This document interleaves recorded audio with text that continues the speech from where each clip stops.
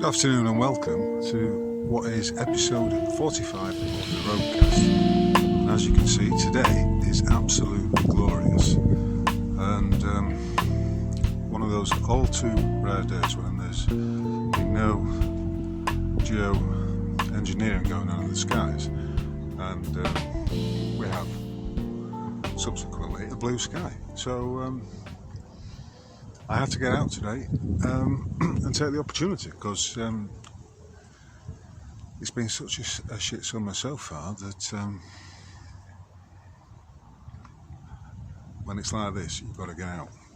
Anyway, what I want to talk about today, first of all, is to say thank you to all those who recently bought me a coffee or several via the Buy Me a Coffee button on my website. It's much appreciated. Thank you very much, and I'll put it towards a new set of tyres. Anyway, it's been interesting that I've been thinking quite a lot about the podcast I did with Chris and Dominic of Sheep Farm. And one of the things I've been pondering is the paradoxical nature of life. That life is a paradox. And one of the paradoxes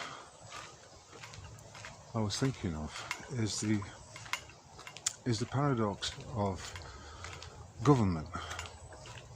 Because government, in its general sense, means control of the mind.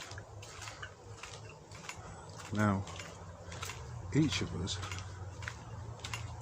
to varying degrees, has the ability to control our mental processes. What do I mean by that? I mean,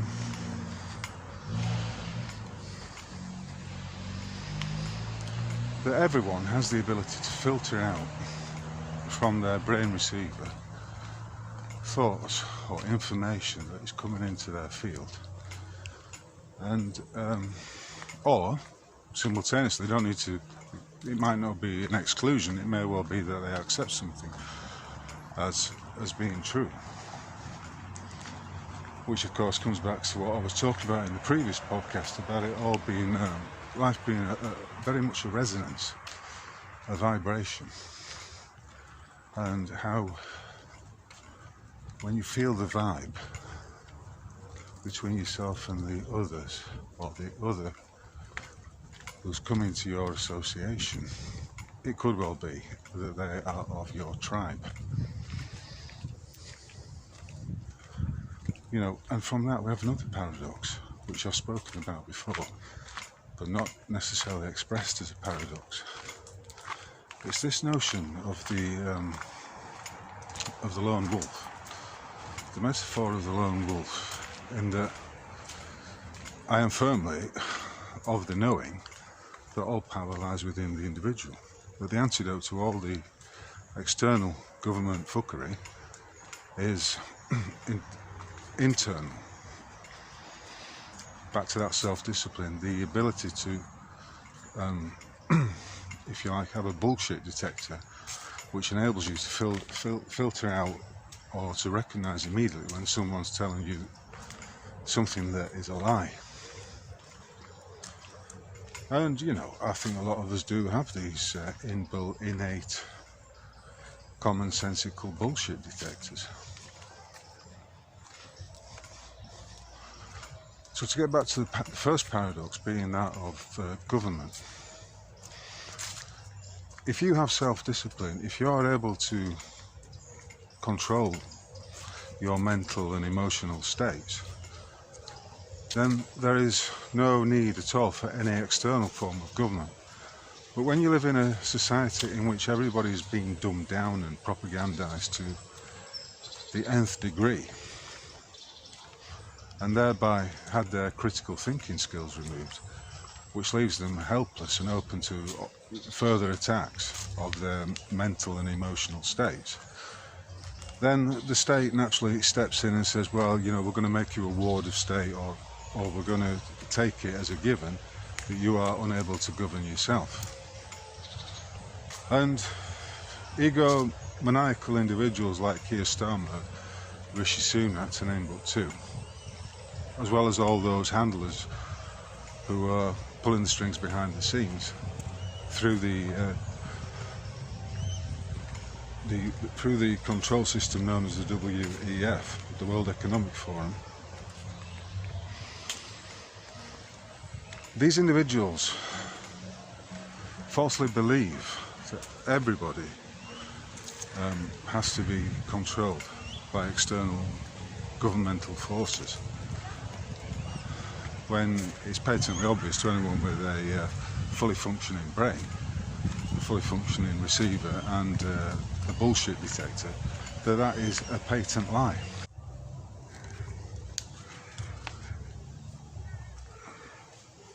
The word paradox is very interesting, and this is its etymology, taken from the Merriam-Webster Free Dictionary website. The ancient Greeks were well aware that a paradox can take us outside our usual way of thinking.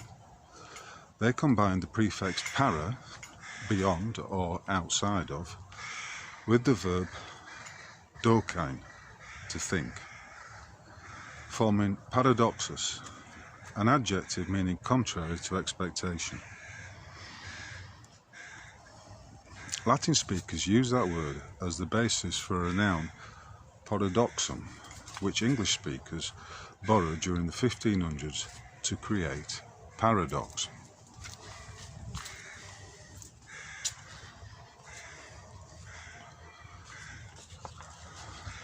So to get back to this issue of government, there are of course techniques that one can use to still the mind, what the Buddhists term the monkey mind, which is always active. There are many techniques, and a simple one could be just this: walking here in a woodland next to a lake and just letting all the thoughts fly in and fly out. Or, meditation, the focus of the mind on one particular thing, whether it be the breathing or a candle flame, all of which serve to take the individual out of himself and to switch off that monkey mind.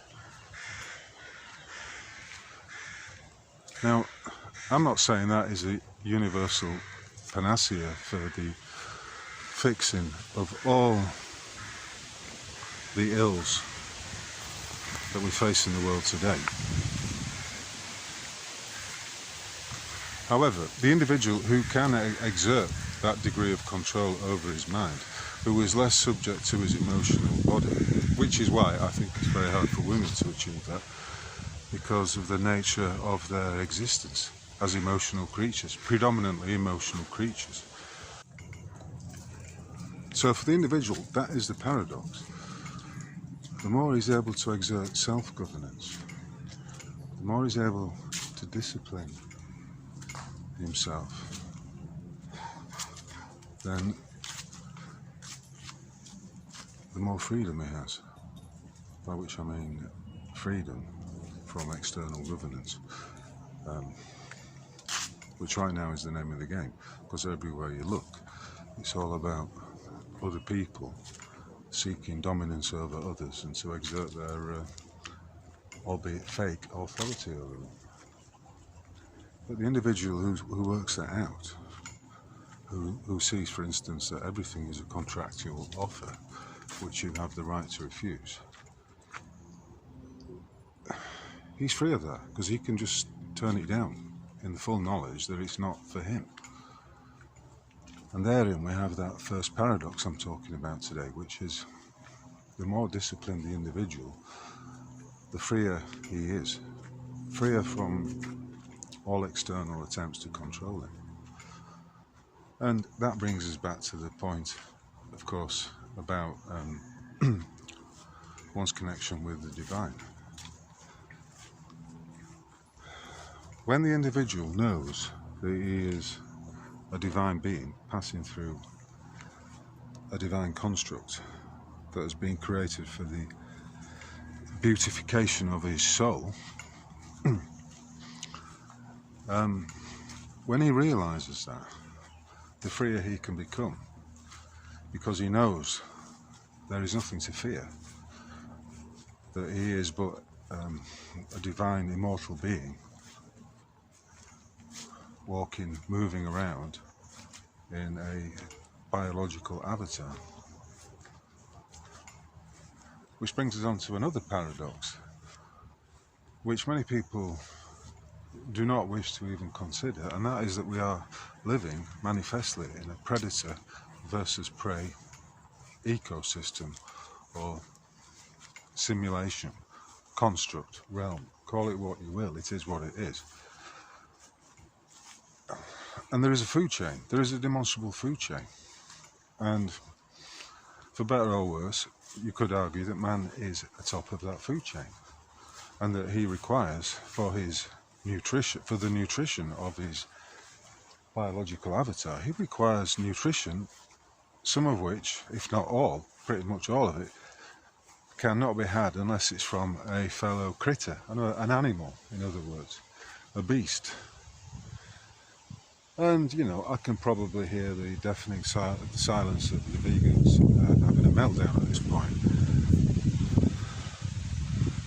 But nevertheless, that is a given truth that is unavoidable. And it's also the paradox at the heart of the vegan and vegetarian lifestyles, because they falsely believe that they can exist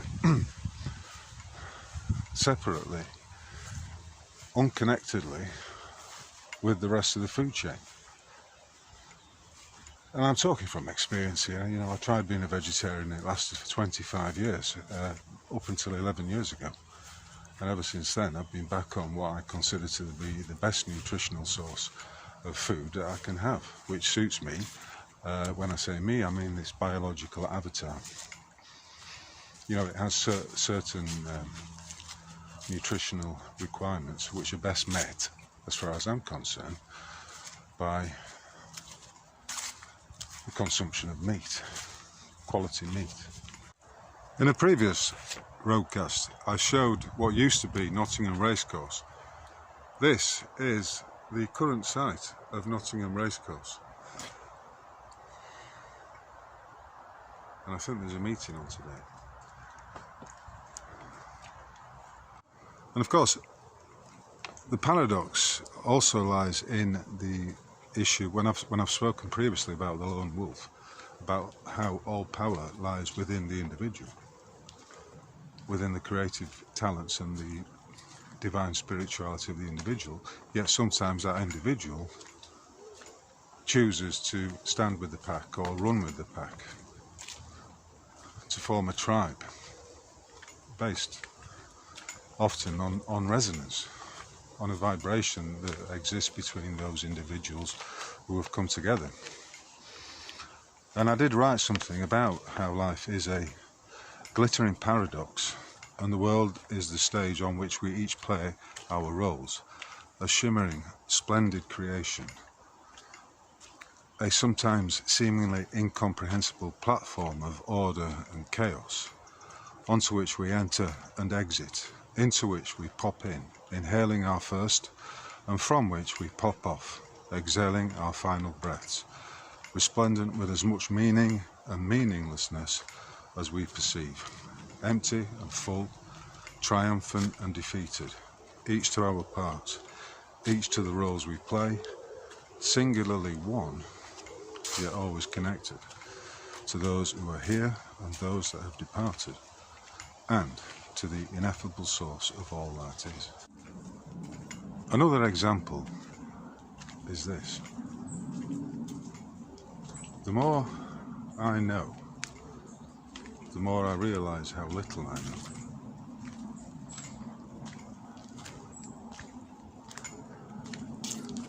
And that is, you know, clearly a paradox. But with that paradox, okay, and with one's ability to understand it as a paradox, there comes, I'm not sure how to describe it, a great release, a sense that once you know that, then you accept that life is that. That's what's built into this life, this realm. Then you can start to be less concerned about it. You can start to be less worried about things, and of course that will lead you to feel lighter. And with that comes a certain playfulness. For after all, if you are a divine spirit in a biological avatar, then nothing can touch you. What is there to be afraid of? That was a realization that came to me at a very early age when a certain teacher, a Mrs. Brown, got angry with me one afternoon when I was about 5 in the classroom, and I was simply smiling, and she slapped me on the thigh and said, "What are you smiling at? Or rather, take that stupid smirk off your face, Michael." And I was angry, and she left. It was a big smack. It left a red handprint on my 5-year-old thigh, and I was angry. But in that moment, I can remember thinking along the line. I mean, not in these terms, but it was like, "Fuck you." There's nothing you can do to stop me smiling. There's nothing you can do to make me not see life as amusing at every turn, at every juncture. And that has always stuck with me. For ultimately, that is how it is. And yet, if you are unable to filter out other people's bullshit, you may fall prone to their falsities. And in that instance, I may have become forever afraid of authoritarian women. Some people might say that, "Oh, you're hiding it all," and you are actually afraid of authoritarian women because, take for instance, she comments about women should be wearing skirts, not trousers. The comment that I made in the previous podcast about how I'm too long in the tooth to take orders or to have any interaction with women, with any woman that's wearing a pair of trousers. That's my diversity. Let's celebrate it. As I think I said in the podcast. So, whatever it is, however you see this life, when you start to dig a bit deeper, you do see that it's paradoxical. Many relationships are paradoxical. And maybe because of that, and because of the realization that two individuals are paradoxically together, they thrive.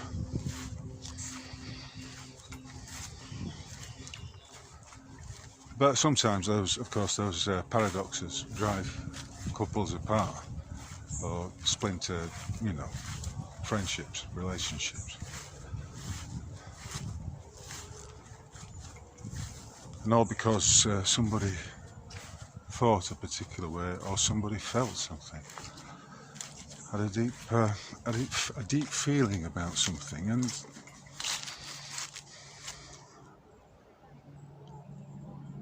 ultimately, if you live in your life using your feelings to guide you, as opposed to your intuition, but just using your feelings, your emotional state, your emotional body on its own, then I think it's fair to say that you're going to be lost, and not in a good sense, because everything, and I mean everything about this life, demands a critical attention, demands the ability to dissociate oneself from all that is false. And I'm going to go right now for a quick pint, because it's a lovely hot day, and this pint is courtesy of Ellen. Thank you very much, Ellen. Cheers. So, there we have it.